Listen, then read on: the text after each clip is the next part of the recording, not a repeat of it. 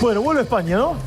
Exactamente, otro conflictivo viaje a España, es verdad. apenas unas semanas después de haber estado allí para participar de un encuentro político del partido Vox en su lanzamiento para las elecciones europeas.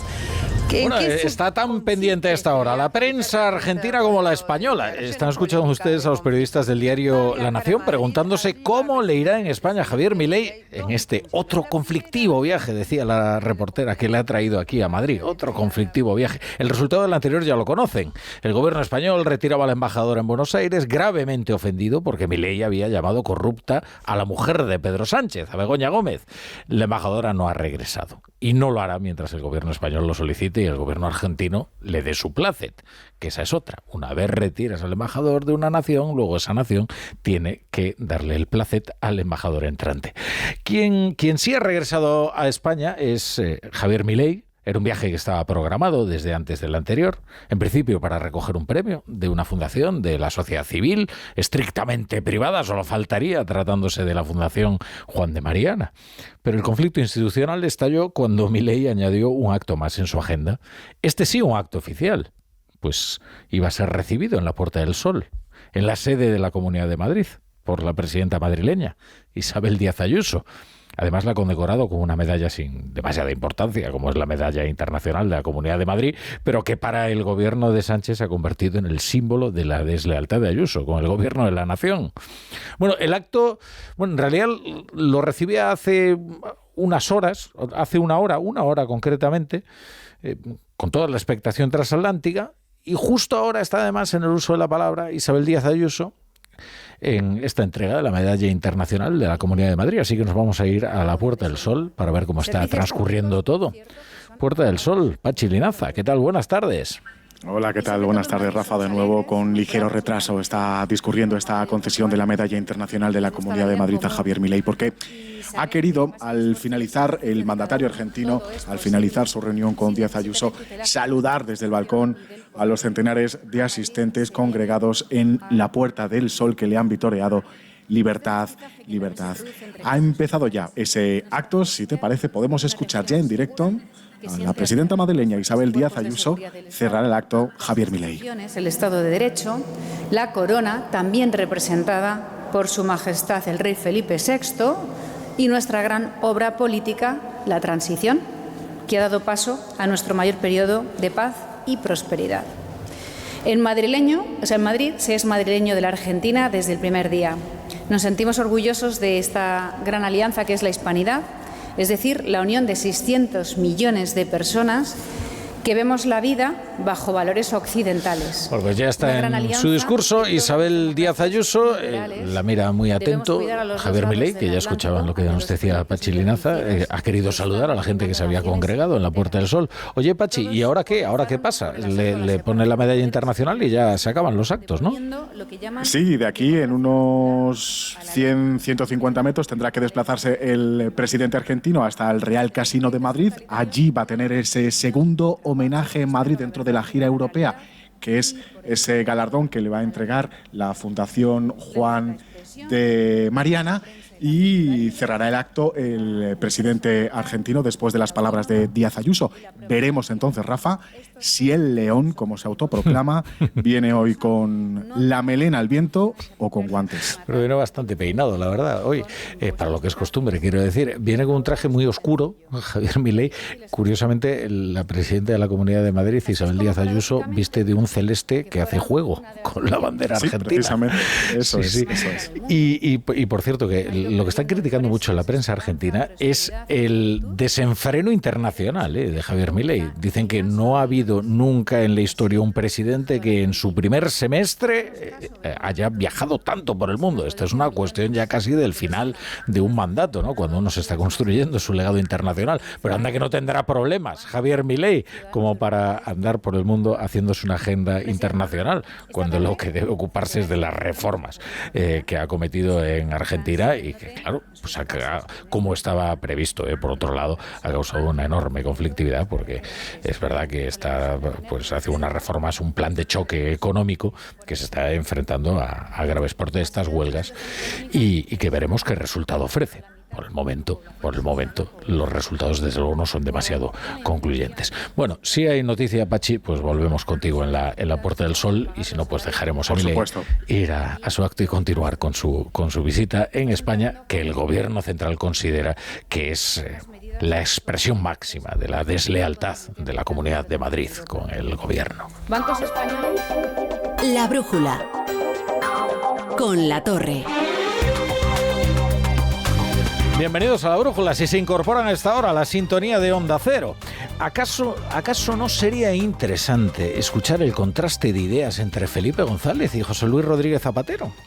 Hombre, ambos forman parte del mismo partido, pero tienen ideas bastante distintas, bastante diferentes respecto de muchos asuntos. Ambos presidieron la nación desde la izquierda, pero tienen severas y sonoras discrepancias sobre casi todo. Sobre la política internacional, sobre la política territorial, sobre qué es la izquierda. Y ambos ocupan además un lugar muy distinto en los afectos del socialismo actualmente existente. José Luis Rodríguez Zapatero se ha convertido en el fetiche de las campañas electorales y en el gran inspirador de la actual dirección de Ferraz. En cambio, el PSOE se ha ido alejando tanto de Felipe González que hoy se considera un huérfano político. Zapatero mira con enorme simpatía a los regímenes bolivarianos de Iberoamérica y goza de tanta confianza de sus dirigentes que pertenece al selecto Grupo de Puebla. González considera que se trata de satrapías que atentan contra las libertades civiles, que tiranizan a su población.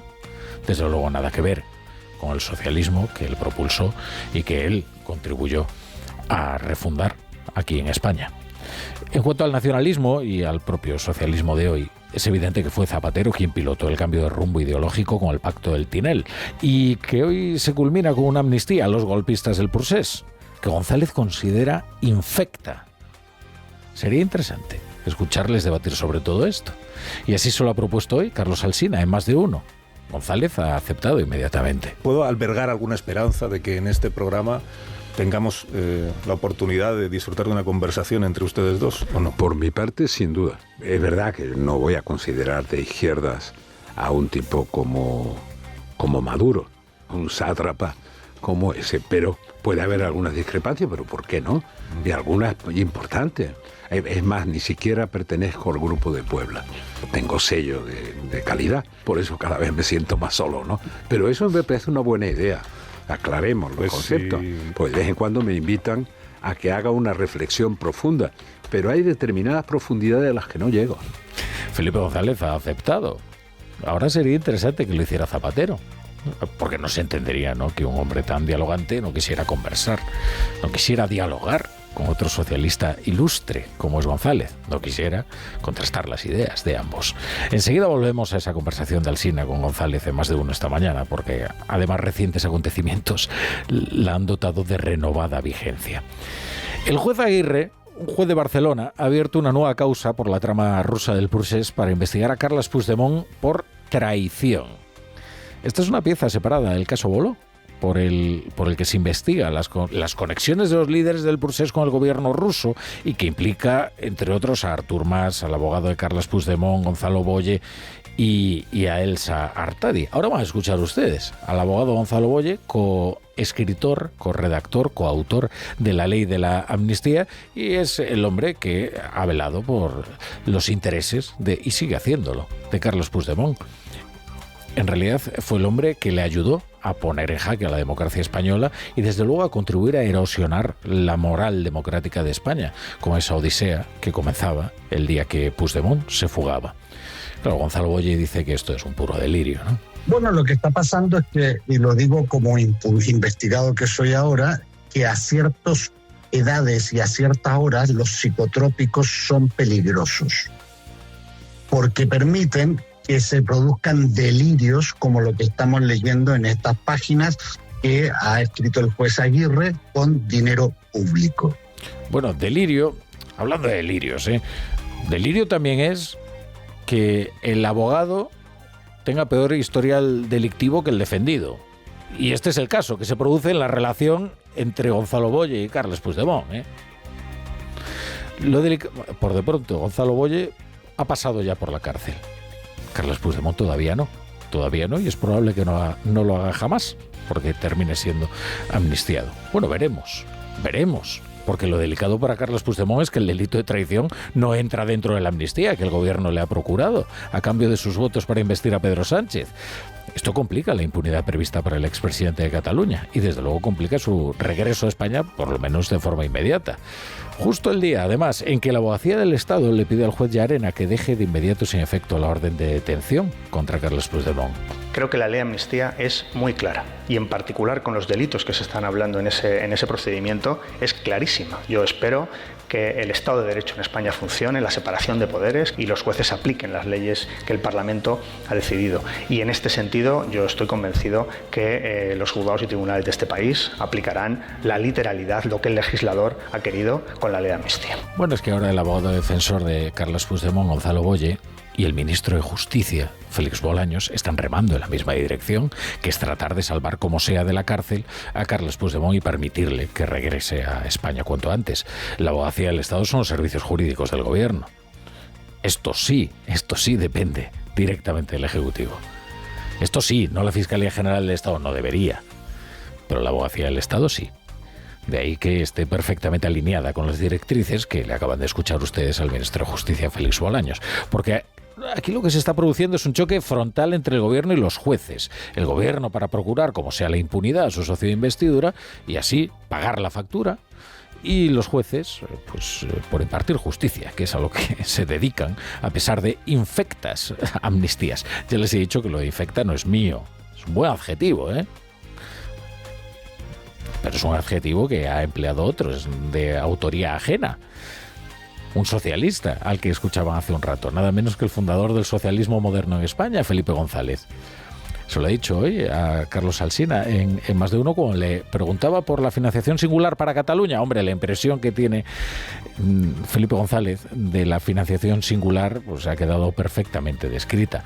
Pero es que además añadía esto de las amnistías infectas. ¿En qué consiste la singularidad de la que se habla en este momento? Yo no lo sé, porque si me atrevo a pensar en qué consiste, digo que hay que cambiar el Estatuto de Autonomía y la Constitución. Me opongo a que lo hagan.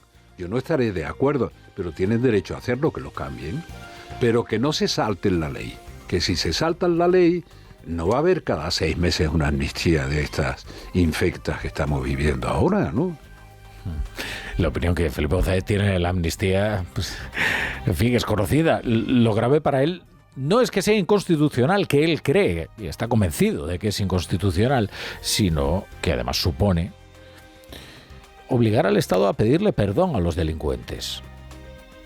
El otro día recitábamos casi la alineación, ¿no?, de los fiscales que se enfrentaron al procés, de los nobles servidores leales al Estado que se enfrentaron a aquel golpe a la democracia, entre los que se encuentran jueces como Pablo Llarena, que sufrió las consecuencias, fiscales como Javier Zaragoza, los fiscales del procés, los fiscales del Supremo, también policías, policías que han sufrido, en sus carnes lo que fueron de verdad la violencia del procés y del post-procés.